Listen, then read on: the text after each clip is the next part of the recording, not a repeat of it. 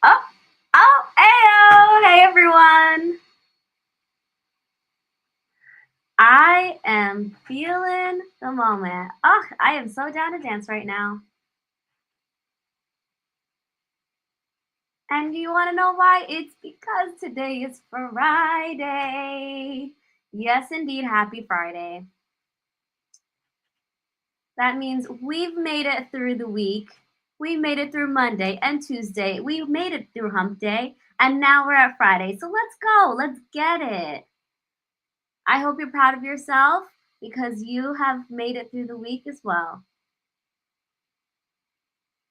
I have to keep pushing through Saturday though, because tonight I got a show for you. So I am Antoine Hunter, aka also known as Purple Fire Crow, and I am here at #DeafWoke. A visual description of myself. I've got a gray do-rag on. I have dark chalk milky skin that I got from my mama. I have that African in me and indigenous. I've got an ebony gray and bushy beard. I've got a pretty cool shirt on as well. Short sleeve gray t-shirt that's labeled in yellow lettering, #DeafWoke. And I'm in front of a plain background right now in San Francisco, California. Beautiful California, 836. Before we go ahead with the rest of the show, I want to introduce, oh wait, you're not hearing my voice. So I want to introduce the voice interpreters that you're going to be hearing, the fabulous, the wonderful interpreters that are going to be here on the show tonight. Come on screen, show your faces.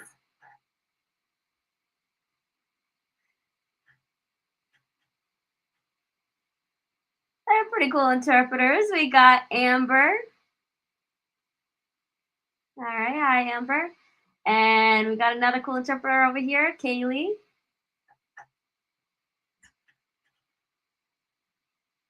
So thank you so much, both of you, for being here, for supporting our community. Thank you for everything that you're providing, and you're doing a wonderful job at supporting our space.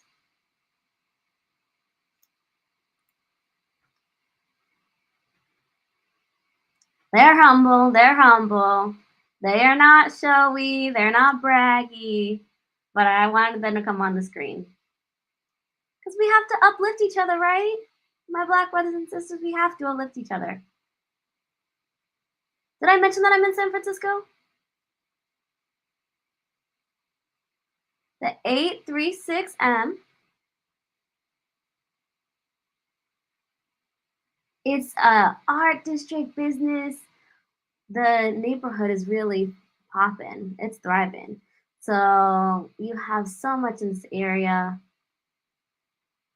We have hearing folks, deaf culture, and we're hosting shows and artistic galleries that are highlighting deaf art, hearing art, disabled art, folks in wheelchairs, so many different. We have 6 different deaf artists that are highlighted at a specific gallery in this area. So it's wonderful to see. And it's all Black too. And so I want to ask my, oh, Antoine has frozen for a moment, the interpreter. I want to ask my interpreters to come back on the screen.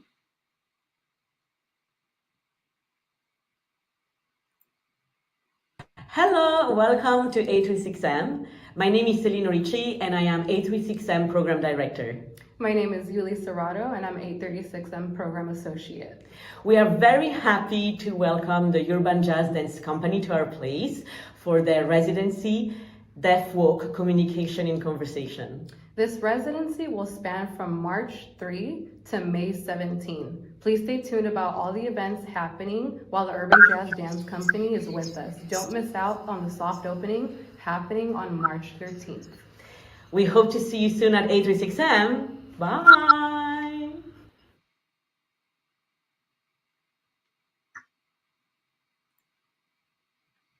And that was the gallery.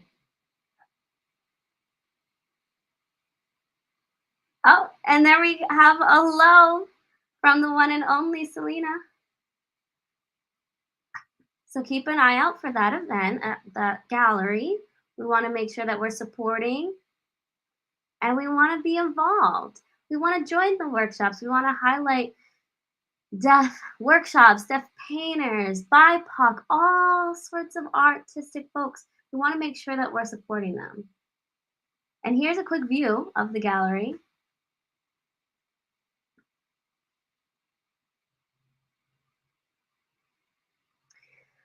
All right, so that was the gallery, 863M. And here we have a message from Celine. Happy to have us at UJ, happy to have Urban Jazz Dance Company join. We have such an open mind and open heart for this community. And I want to bring a member of that community on board. I know you're excited for it. We have a great visitor today, a great guest, and that guest's name is Antony Johnson. Antony, you have had a passion and a love for art since the age of 7 years old. You've been drawing since you were a young child. You've been involved in the artistic community, and your love of different art forms and mediums and expressing yourself in your creativity, that you've been able to capture your emotions and express them for the audiences that are viewing your work to take in. You've been on such a journey through your life, and you connect each and every one of those experiences to your art. And one of your biggest art forms that you've immersed yourself in for many, many years is martial arts.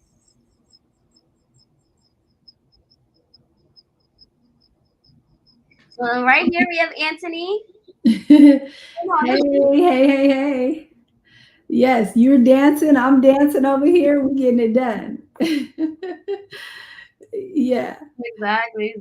I'm feeling your energy. I'm feeling it. Yes. I'm feeling yours. Thank you for coming. I can't believe it. It's been a long time coming. Yes. And talking about this, and finally, here we are. And all this time coming, my first question is, how are you? I am feeling fantastic. For a while, I was a bit anxious about the future, but you know what? Keeping faith is really important, and that's what I'm doing. Not worrying about all the chaos going on in the world, but focusing on the now and just trugging along. That's what I'm doing. I know. You can just feel a shift. There's been a change, and some people are really struggling with, all the Yeah. things that are happening that we don't like or support. And what do you do to support yourself to keep the faith and to keep going? Two words come to mind: not to panic, but to pivot. When panic starts, I pivot and I go in a different direction. I look in a different direction. I feel in a different direction. I don't worry about what's happening in the chaotic space. So whether that's art, games, talking to friends, being around the right people, that allows me to keep going. I enjoy social media, the right type of social media. But yeah, just really enjoying your life, right? Life is short. Life is short. So try to be as happy as you can all the time. You're so right with that. Life is short. That's why you got to make the most of it. You have to uplift yourself, uplift each other, try and keep that sense of positivity.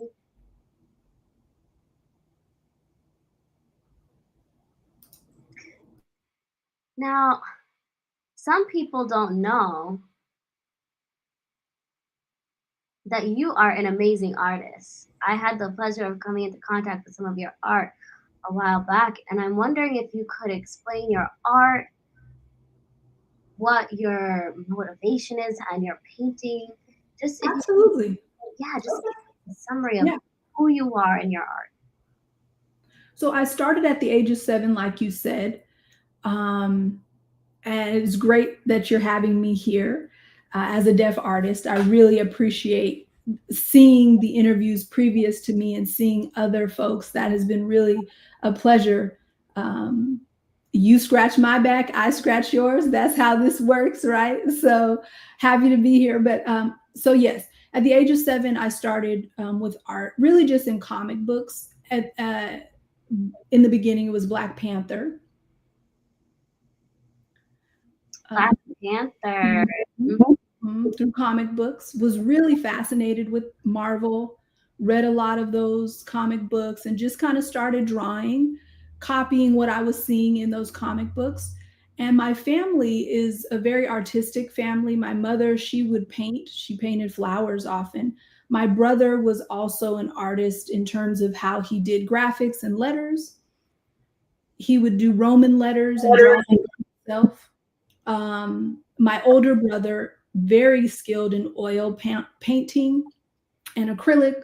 So I learned from various family members. And my brother, he actually got jealous of my art skills because I could just, take a screenshot in my mind of something and just recall that and draw it, whereas he had to rely on actual images to draw. So yeah, all of my images and artwork is just from my mind.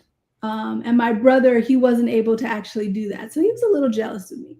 But yeah, he would kind of criticize my art a little bit, but we would help each other. Again, he scratched my back, I scratched his, and we supported each other through our art journeys. I never actually took formal courses in art. Just kind of looked at articles and books and things like that for graphic art. And my brother did a lot of print work. He actually worked for Hallmark, the company, Hallmark. So yeah, they had some training courses, and he would wake up in the morning, do some training, go to school, and I would go to Hallmark and do those trainings as well. Okay, yeah, I remember Hallmark. Yeah. And I was really impressed with one woman who actually was deaf that worked there. She was very skilled at lip reading. And I learned from her. Her art was great. And she said art takes time.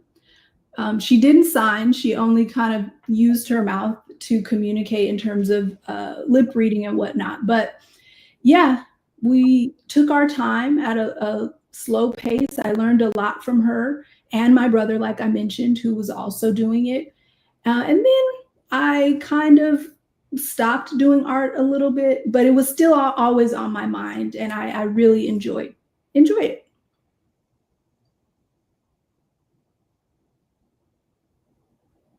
It's inspiring to see just your journey and people's journeys. Yeah. And how you continue to support each other and sharpen each other's skills, right? Iron sharpens iron, especially in such an artistic space. And you can hone in and develop your skills and your craft.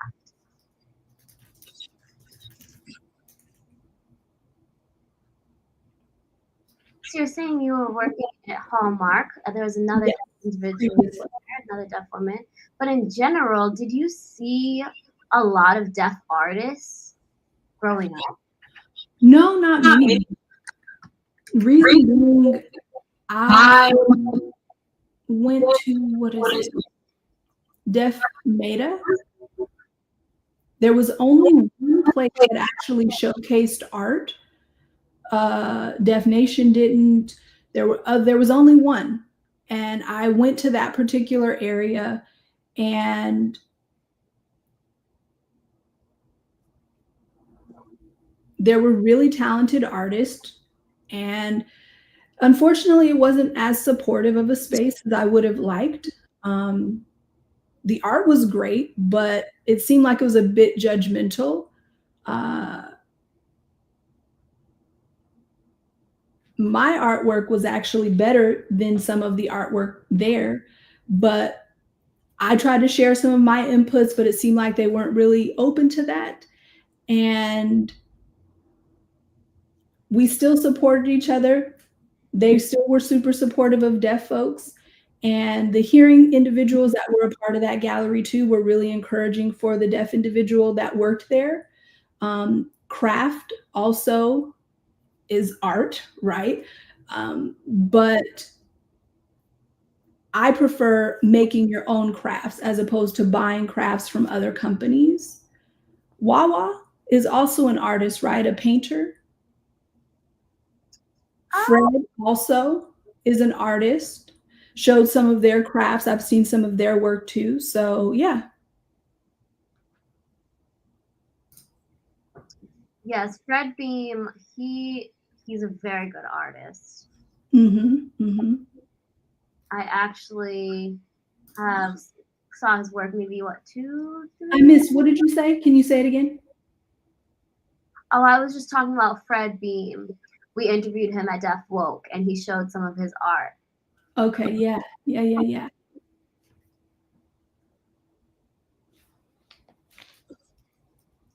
And hosting this show and seeing, different deaf artists come in, you see what a small world it is and such an interconnected community. Right. And just the attitude, the communal kind of attitude that everyone has been really wonderful to see. Yeah. I did set up a page called Black Deaf Town specifically for artists really to kind of showcase some of their work, but Shy did not really want to join in.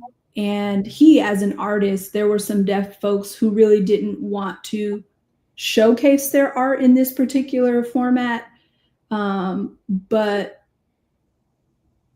it was a space to show worldwide various art forms, African art and whatnot, art from China, some from Ohlone College and some from Japan. So really the point was to show deaf individuals from all over the world showing their art, but it only ran for a really short time.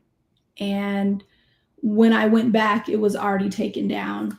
So like I said, it was only last for a short amount of time. I wish that it could have lasted longer because it was such a great resource. Yeah, it would be nice if it was a permanent exhibit. I've noticed, something that's common that happens is hearing artists, they get their work displayed for a long time. And when it's a deaf artist, it's so short and then immediately down. Yeah, it can be really disheartening, but what that means is it probably needs a lot of marketing. and maybe you have to go to a Deaf Nation booth or something really to get the word out there, and that obviously costs money. I'm not interested in going to a Deaf Expo to, fraternize and whatnot. I really want to see what's offered there, so that can be an issue at times. Right. It requires networking and exposure, and all of that is such an integral part to make sure that those exhibits are a success. Yeah, Deaf Meta, they're really great with promotions. I would say they're probably the only one. They have some booths. I pay for those, but for those that are free to get in, different story. You can kind of take your time and chat there. But what do you love the most in terms of your art and how you express yourself and to feel good about your art? I love art as pen and ink. Watercolor is okay, but you can easily kind of mess something up in that particular medium. But pen and ink, I love that. The coloring of ink, I'm more comfortable with using that.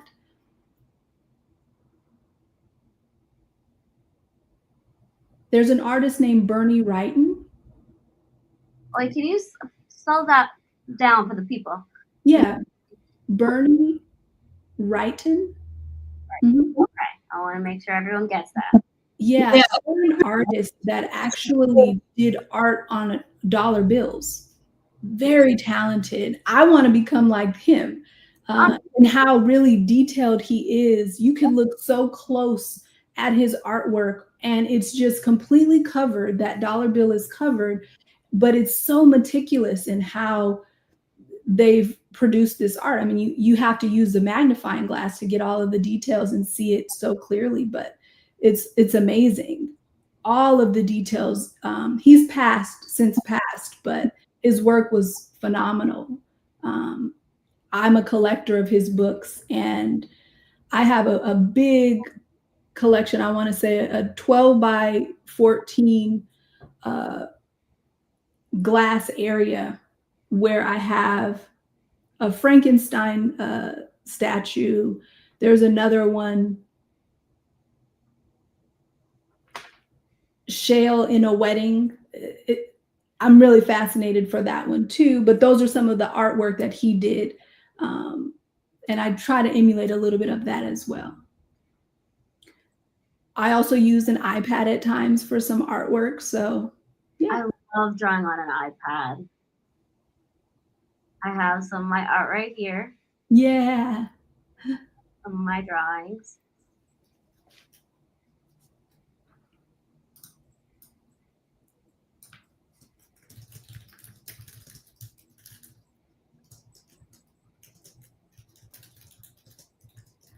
Beautiful, beautiful.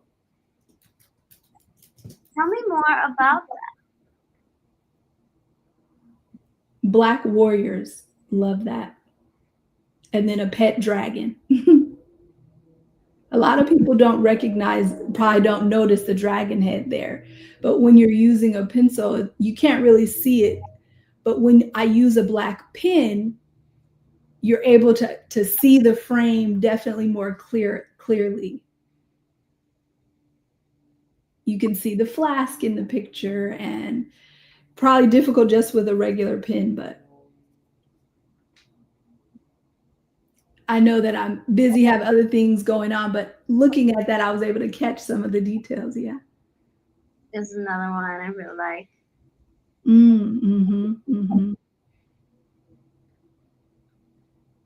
That gets me to thinking. You're frozen a little bit. I call this one Howard the Duck. Yes. Maybe after graduation. Yeah, about 1984. The film Howard the Duck. That was so fascinating. And I drew that because after I graduated from Colorado, we moved to California. And we drove through, well, from Colorado, we drove to California. And there was artwork along, well, I drew that along the way.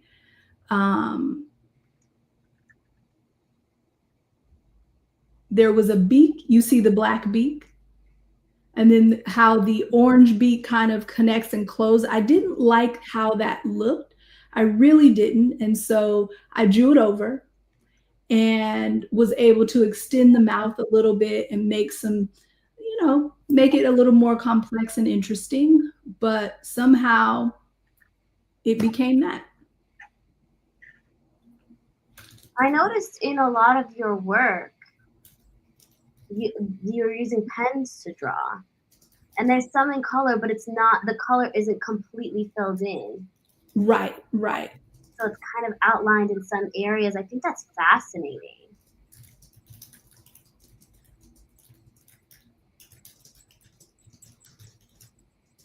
Yeah. Go ahead and explain. I see you. This is good. So there's various characters. They're all Black. At that time, Black Lives Matter, BLM, was a huge part of society.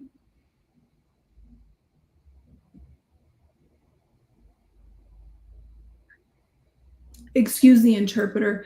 BLM, Black mutants. And so I was working, just kind of while I was working, I also took some time to draw these images, and that's what transpired from that. Okay, don't tell me you did this one in 10 minutes. Actually, this was the first art piece, and the one you just showed was the second. I didn't want to mess with this one by adding more because I thought it was so beautiful. So I decided just to make another one that was bigger and add a few more of those Black mutants. Yeah. Wow.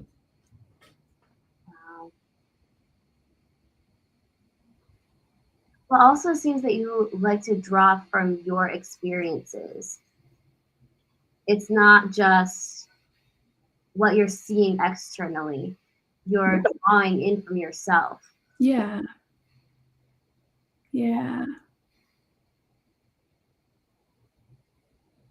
Okay, go ahead, explain this one a little bit.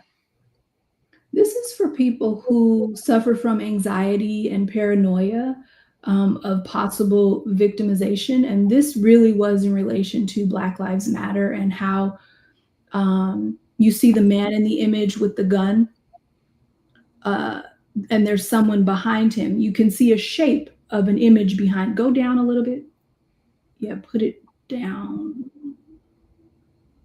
Down, Antoine. So look at the Black man with the flashlight. And then if you notice behind him, there's an image or a silhouette of someone behind him. Perfect. Yeah.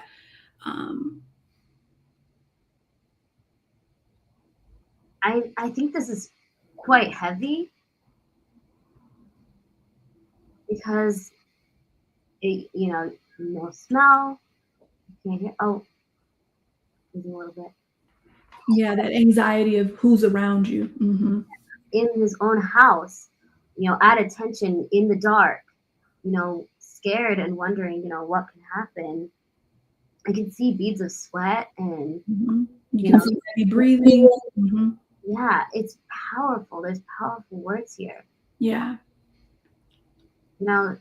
Wondering, is somebody going to break into my home? Hoping that doesn't happen. That feeling of, is there someone here? Like I felt something. Is it really here? You open the door and it seems like there's nothing. Maybe the thought of, wait a minute, I thought I closed that window. Why is it open? Or the water's running. Didn't I turn the water off? Just those kind of paranoid and anxious moments that people can have Or, did I plug the plug in properly? Did I make sure that that was okay? Is the gas off? Did I leave it on? Kind of that anxiety that people can get at times. That's what that emulates. So when you're ready to paint, or draw, do you have kind of a vision in your mind, or you just go where the pen takes you? How do you start off that initial first stroke? Do you have a ritual? You have your tea, you have everything laid out in front of you? Do you have music, a specific vibe, or what is your process? No, I just improv. Oh, okay. There you go. Oh, sorry about that. Okay, keep going. Keep telling your story. Yeah, no, I just go for it. Whatever's in my mind, I have an idea. This is what I want to draw. Once I get home, I make that a reality. I start with a small sketch, possibly on a note or something like that. And then when I get home, I'm able to finish that. Yeah, and I do that quite a bit. I start some things with color and then I'll pause, finish that later, start on another project. If something's missing on another project, I'll kind of focus on that too. But I just keep going. I really want to make sure that I'm keeping my talents honed, and I want to make sure to remember how to draw, because my brother is always on me like, hey, what have you been drawing? What's some new artwork of yours? So I'm able to share that with him, which I really like to do. There's also these particular glasses that can be worn that assist with drawing. I'll send you some of that work. It's pretty interesting too. Well, once you finish your work, then you feel good about it? Oh yeah, of course. Some people draw when they're angry, when they're drunk, when they're upset, or maybe close to passing, or someone close to them is passing. There are, graffiti artists out there. People complain about that, but I think it's art. I think it's all beautiful, and it's a representation of art in its own individual way. And I think that it's important to leave those artistic things around society and around the community. Mm-hmm. Oakland has a lot of art that is really beautiful, and I hope that it's left and not painted over. Oakland's my home. Yeah. Here's another drawing. This was a Native American drawing where you see the bow and arrow. He's aiming the bow at the heart of the dragon. There's fire. You can feel the heat. You can see the heat in that one. Mm-hmm. What about this one? This is a mother warrior. The mother warrior doesn't have any weaponry of any sort. She's just riding on the horse. Mm.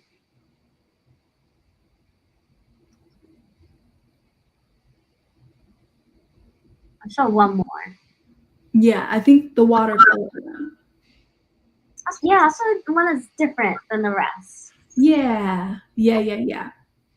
This one is a watercolor. I just wanted to test it and mix some things. My brother was teaching me how to paint with watercolors, and so this was a representation of a wheel. My brother said, oh, let me keep it. I was like, no, this one is mine. Oh, we have to take your pieces. Right. All right, let's do one more. Okay. I tried to do a 3D drawing for Halloween. And that's what that is. You see a skull, you see a pumpkin, Sleepy Hollow, and the pumpkin are fighting. So, yeah, that was a fun one. I mean, I think they're all fantastic. Thank you. Phenomenal drawer. The detail, I mean, it's you get to the most minute detail. It's incredible. I mean, you really put your name out in the world. Kind of like Spider-Man, you know? Hmm. Do you know who created Spider-Man? Stanley. You got it. You got it. Yeah, Stanley. And so, Really, there's two people. So there was Stan Lee and Jack Irving. But Jack, excuse the interpreter, Jack Cry, created the characters. Stan Lee created the business of Marvel. And so he always called Jack Cry the king because he created Hulk and all these other characters. He was the first person to write Black Panther in 1966. Mm-hmm. Yeah. If you look at the movie, the old former movie, The Mask, it looks. They changed it. Yeah, they changed it. They made some adjustments because it used to only cover the mouth, and now they changed it to a full mask. So,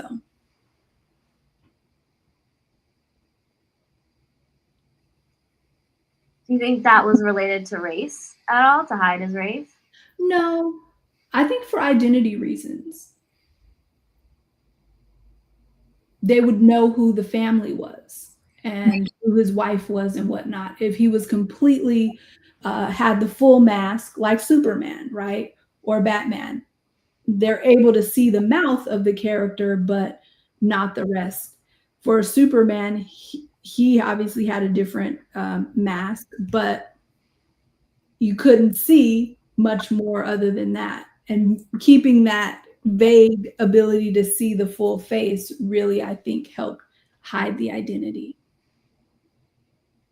I have one funny story.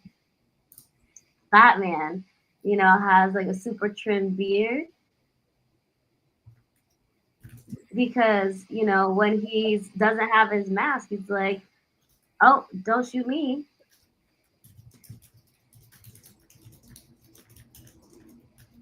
Once he takes his mask off, he wants to blend in. Yeah. So for Batman had no power, right? So I'm like, eh.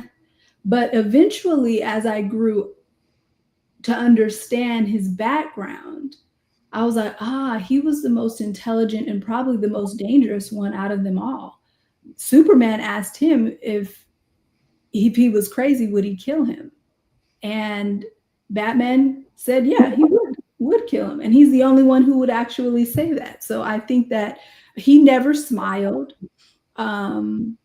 He was always really straight-faced because he lost his parents. So he had an interesting story. Exactly. Yeah. Yeah, it's a dark story. There's a lot of heaviness in that story, but yes. Stan Lee, many people look up to Stan Lee as an artist, as a comic book writer, as an illustrator. I'm curious who you looked up to for that inspiration for your character, for your drawings, or just in general. It doesn't even have to necessarily be for art, just a role model that you had in life. So just in general? In general, yep. I would say Wesley Snipes. Wesley Snipes. Donnie Lee as well. IP Man, related to martial arts. Mm-hmm. Bruce Lee, too. My mom, Queen Latifah. I have a lot, but yeah, there are a lot of people that I look up to. Yeah. You've named some heroes in the community, some cool people. And that kind of brings us right into our next segment, where we're gonna go over some Okay, bring it on, bring it on. community. It's called Deaf Folks Name These People. Okay, let's go, let's go, let's go. All right, so we're gonna show some people. I'll do a description, and then you see if you can get the name. See if you're right or if you're wrong. But if you need, some help, some clues, a little hint here or there, I'll show you a picture beforehand. Okay. A description of them, and then a photo. I might say, this person was in this movie, they acted in this and that. So I'll throw some hints your way. Okay.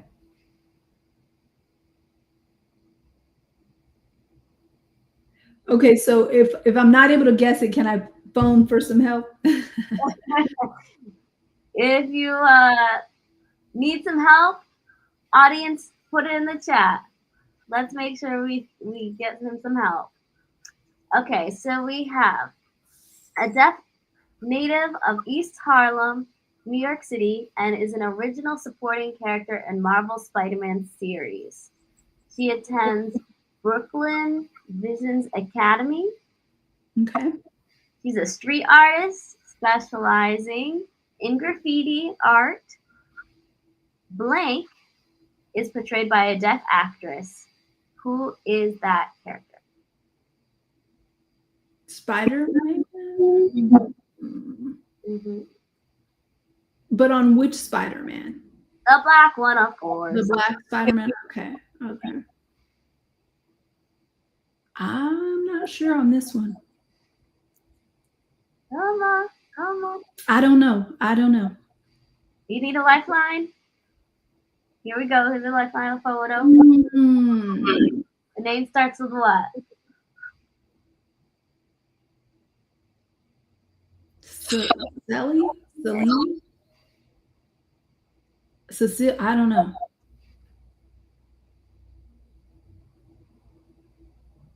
Yeah, I mean the actress that portrays this character, she's deaf in real life. Do you know who? Yeah, I'm not sure. She's deaf, huh? It's Haley Cooper. Okay. So this character, I mean, it's rooted in Haley's story. She's an amazing person. I hope I get to interview her one day in the future. Okay, next one. We have a hard of hearing native of New York City, is a retired professional bodybuilder and American actor. He won the IFBB Mr. America title and 2 consecutive Mr. Universe titles. He is known for his roles in TV and film, often centered around his physique. Ooh, I get wrong. Lou. Oh, you there we go. Okay. Come on. There we go. You got that.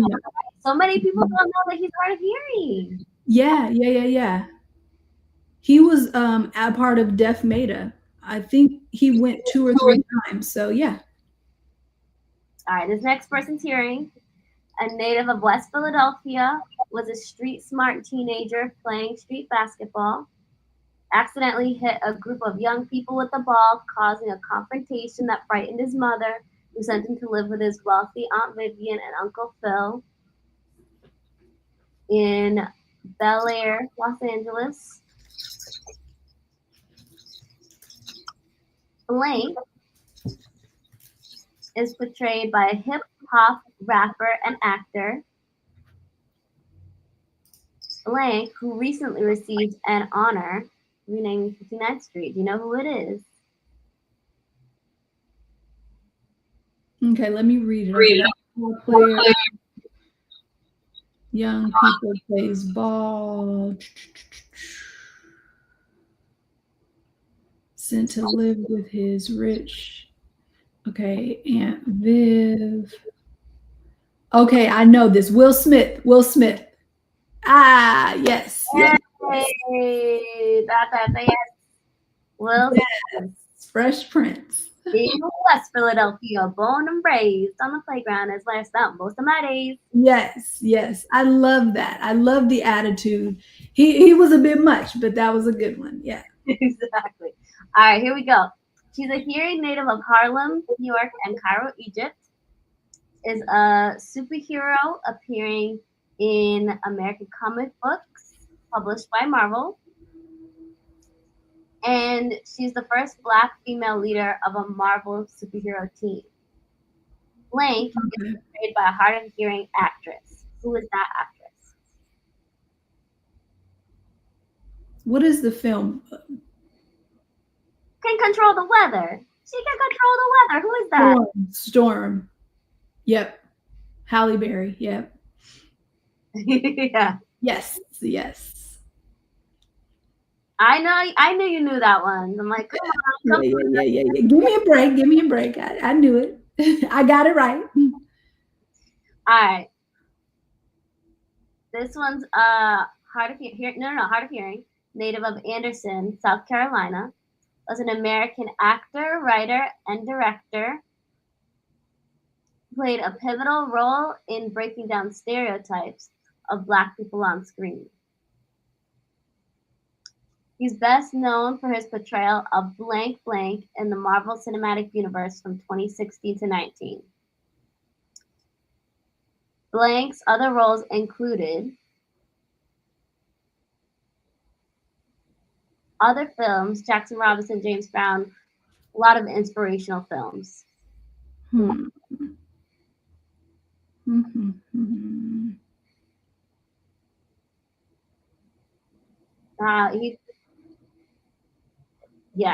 He takes on a lot of roles, a lot of different characters. Okay, so you said not Black Panther. It's not Chadwick Boseman. I don't know. I didn't say that was out You of said Chadwick. Let me see Chadwick, because you said hard of hearing. So right here. Okay. All right. I got it right. You did. You got it. Okay, yep, he played that baseball role. That's right. Yep. Marvel. Get on up. That's right. Okay. You're good at this. Knocking him out of the park.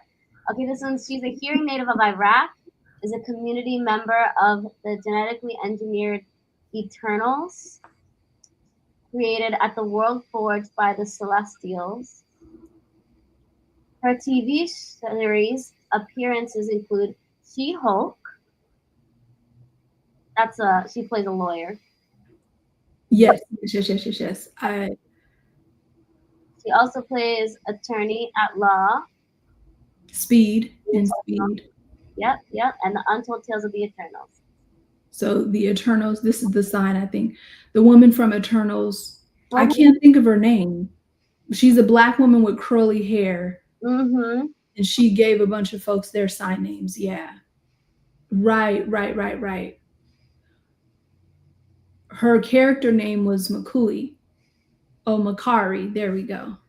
Yes.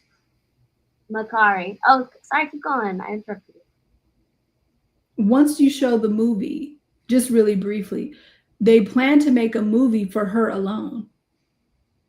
Yeah, they plan to kind of expand on her story. I don't know what's going on, if there's contract issues since COVID, but hopefully they still make it. I'm looking forward to it. I know it's not easy after COVID, but hopefully. And her name is Lauren Ridloff, by the way. That's his name. Right. Oh, so sweet.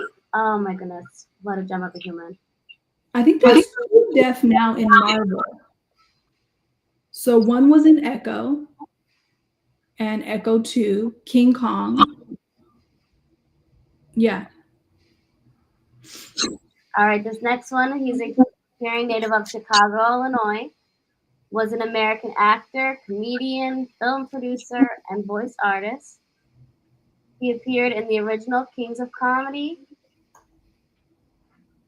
with Cedric the Entertainer, Steve Harvey, and B.L. Hewley. He was on the American sitcom The Blank? Bernie Mac. Bernie Mac. Yeah, Yeah. Love that. Love that. already there, my brother. I love this brother, Bernie Mac.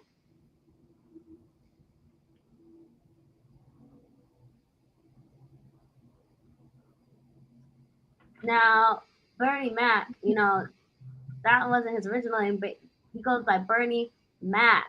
His real name was Boa. All right, we have one or two more.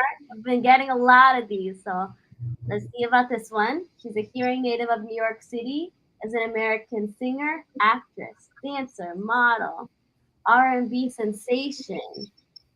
She had a recording contract at the age of 12.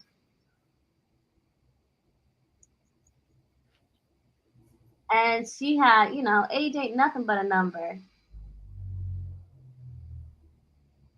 Janet Jackson? No. See, Janet Jackson's my wife. No, we're not talking about my wife.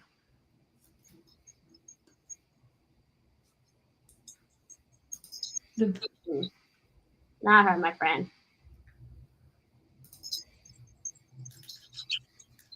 Well, she also did Love Letter.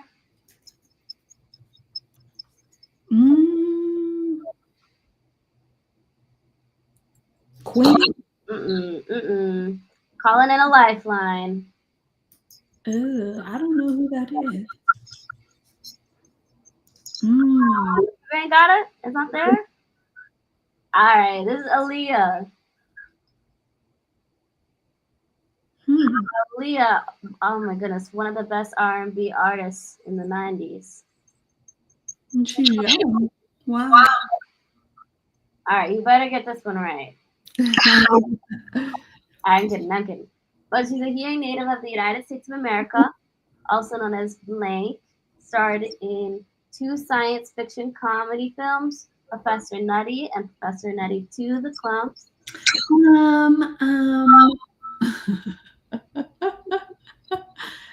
You know she does this.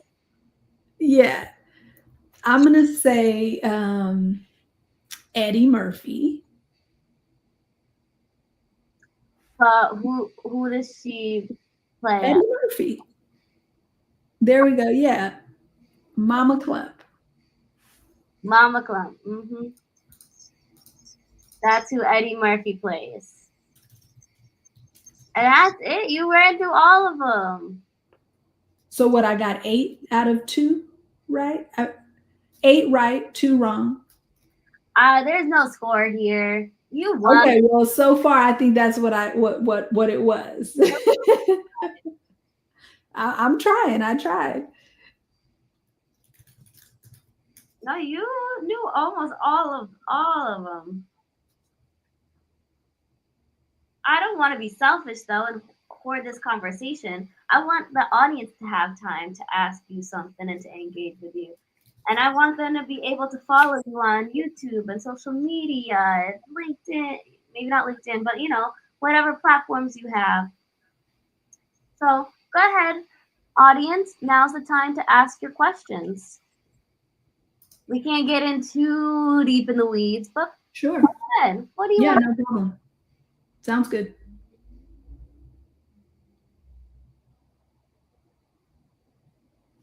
And you can also direct your messages to me directly, and I can put them on the screen.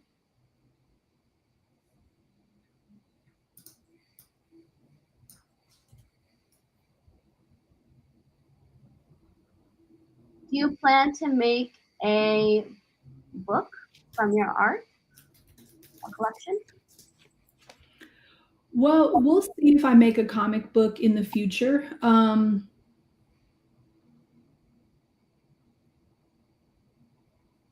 There's one particular artist, Ho or Hogs, interpreters, I'm not sure how to pronounce that, but there's only one person out there that does have a comic book that's deaf, so maybe I'll lean on them to get a little bit of advice. But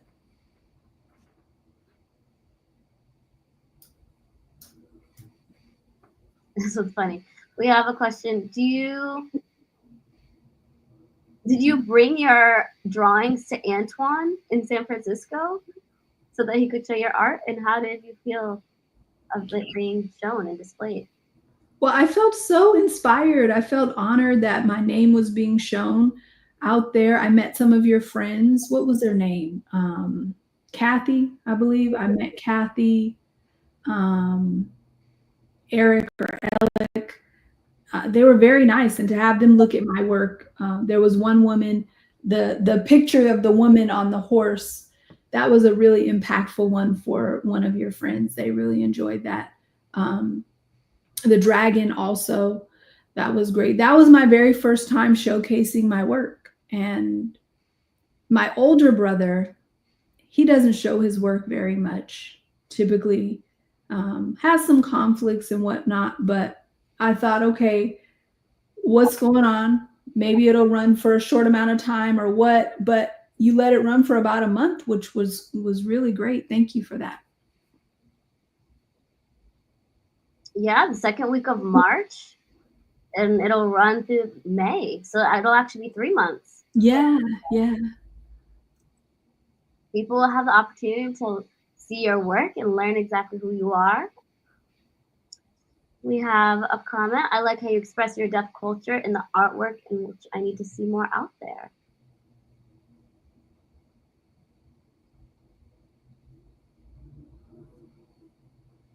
Does anyone else want to chime in? Anyone from the audience?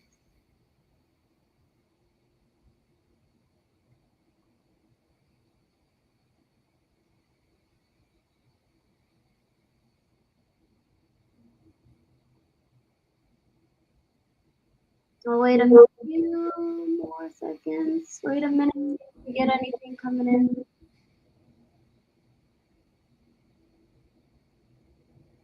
Oh, we have a funny one. If you could have a superpower, what would your superpower be? Speed. Speed. Go fast. Yes, speed. Like Flash. Just Why? Why would you want that one? Speed. I could clean up in 1 second. I could do whatever I needed to do, go to where I needed to go really quickly, be in vacation, be in Jamaica, zip my way there, go anywhere in the world. Speed would be it. Yeah. You'd be burning everything. You'd be going so fast. No, maybe you. What about you?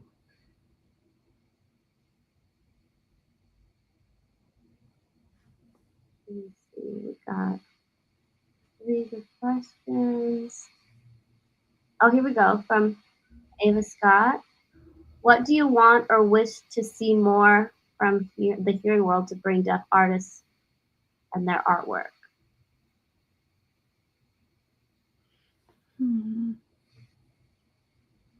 Really showcase more. Even on your websites, giving someone a business card with your art, having a picture on there, that's nice.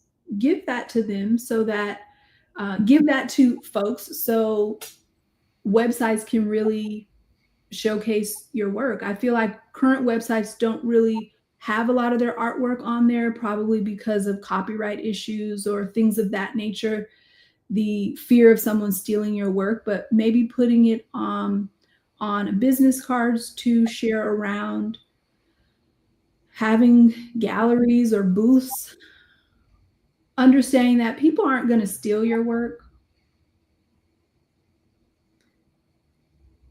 Maybe have booths or have spaces where your work is showcased in a way where there's actual seating for audience members, because you never know what someone may need.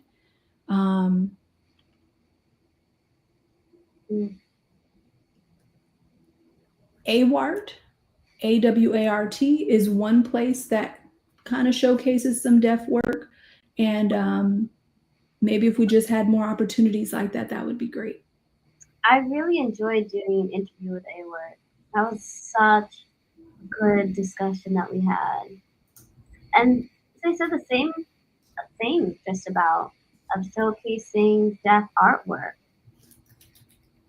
And A-Word also actually did martial arts for many years. Oh yeah, for over 30 years, yep. Do you have a black belt? I have many. Oh, okay. Talk to me about that, about your different belts. Yeah, I started at the age of 21. My brother and I would just, go back and forth. We would do Bruce Lee moves. There's also a black man. He had an afro. He did martial arts. He was in Black Man. He's a thin guy, thin actor. He was really fast. He did martial arts, and just looking up to him in films, I was like, oh, I want to be like that. And I was first exposed to that when I lived in Ohio. A lot of Black people lived there, but there weren't any studios around. When I went to Colorado, they were all super far. When I went to California, finally, there was a mix of people. And I think the 1980s, around there, it was a little bit harder to kind of mix in terms of races, but it started to get a bit better. At the age of 21, I finally entered a studio and started working on martial arts. I did Kenpo for the first time, which was more like defense, but I really wanted more.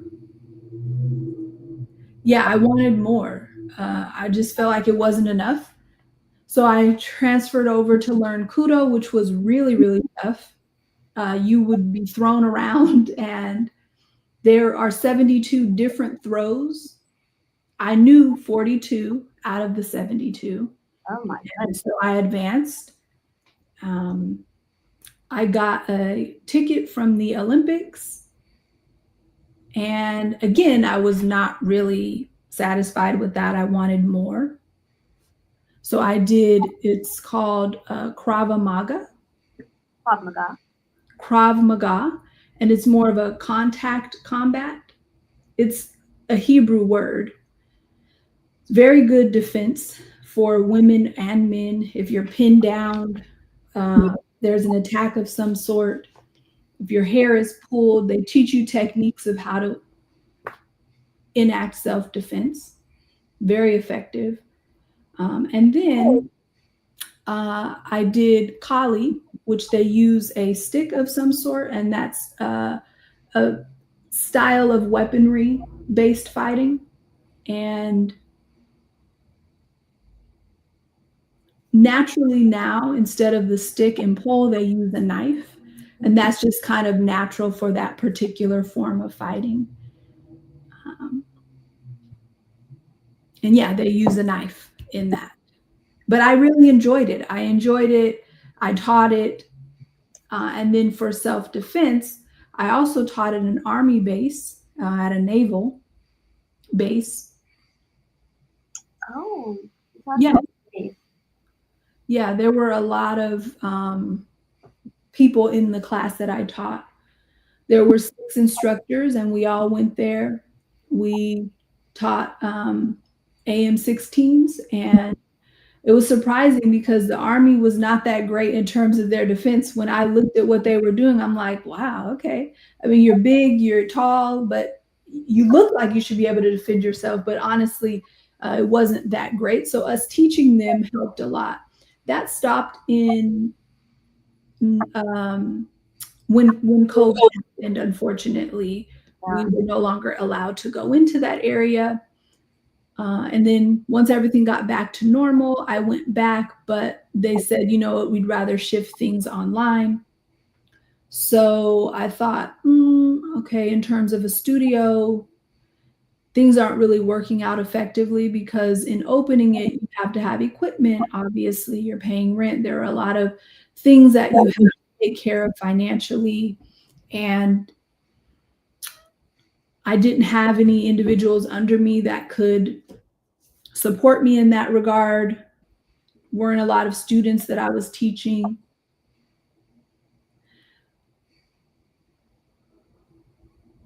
There was an individual named David Harrelson who taught online. And I thought, okay, I could probably do self-defense online. So we did Krav Maga and Kali, both, and went from there doing it online. Can you repeat the name of the first one? Krava. So it's Krav. Oh, excuse the interpreter. Krav Maga.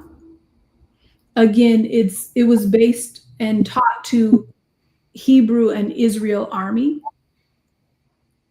And then Cali is another one. It's more mental development.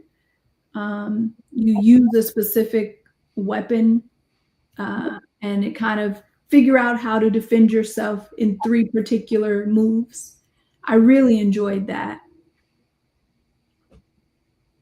Just kind of practice if you're bored or something like that. That one was good. I'll actually be teaching a course May 10th if anyone's interested. Oh, dangerous man. Painter, artist, and also dangerous man. Yeah. And honestly, on Zoom,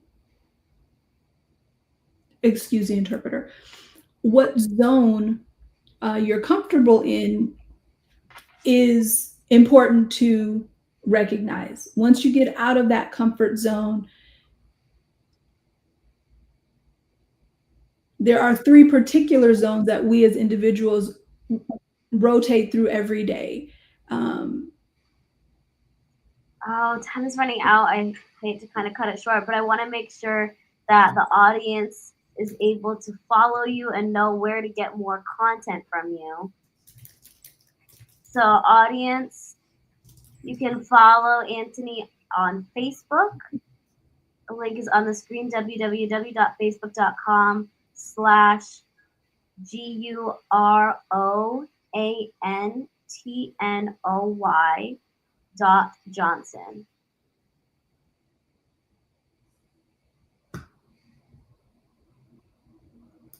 All right, before we leave, do you have any burning last thoughts that you want to tell the audience? Any last words that you just want them to ponder going forward?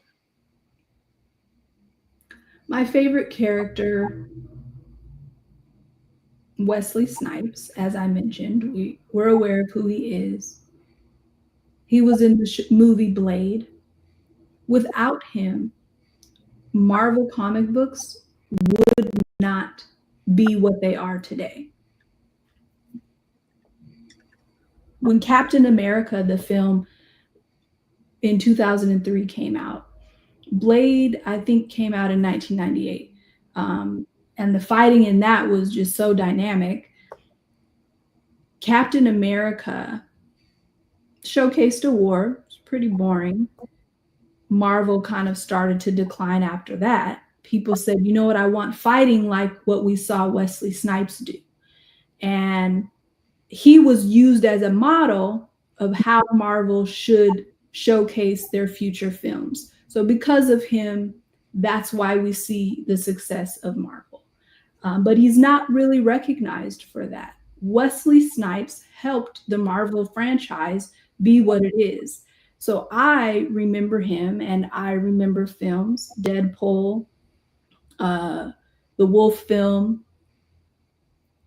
When Blade came on the scene, you know, it rocked all of us.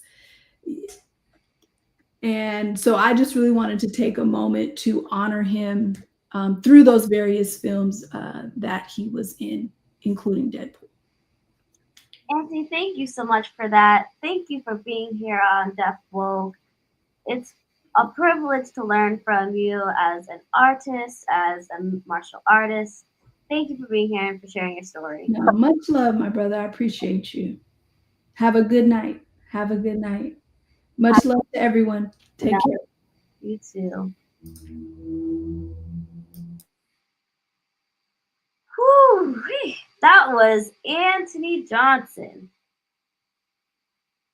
I mean, what a great person to follow, to keep that content on your feed. He's an artist, a martial artist.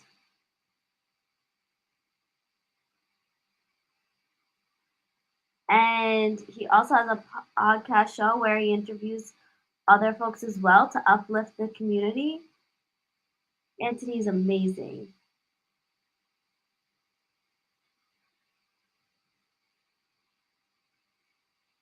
And his parting words of Wesley Snipes and his roles in Blade and Deadpool and how that quite literally stop the decline of Marvel. It was on the brink of shutting down. They were just about to close. And in comes Blade, something new, something exciting. And that's how we saw Marvel shoot back up into fame. So we have Wesley Snipes to thank for it being the thriving business that it is today. What an amazing franchise.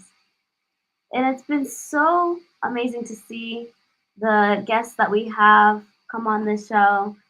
Thank you to Anthony. Thank you for all of you for sharing your stories. All of you, each and every one of you are heroes. We each have gifts that we can contribute to the community.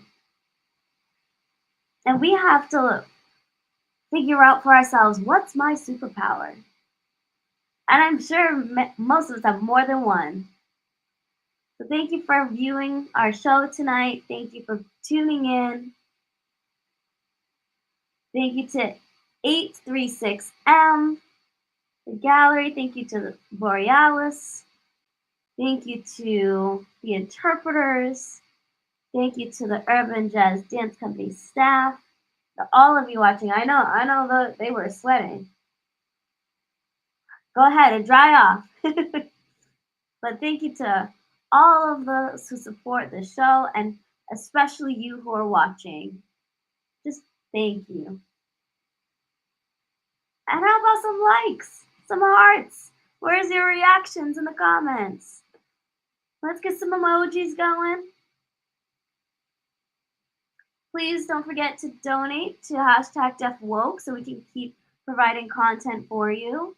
You can donate on our website, www.realurbanjazzdancecompany.com. I so appreciate each and every one of you. You are a hero, all of you in your own way. Don't lower your self-worth. Don't diminish yourself. And where's the music? Come on, let's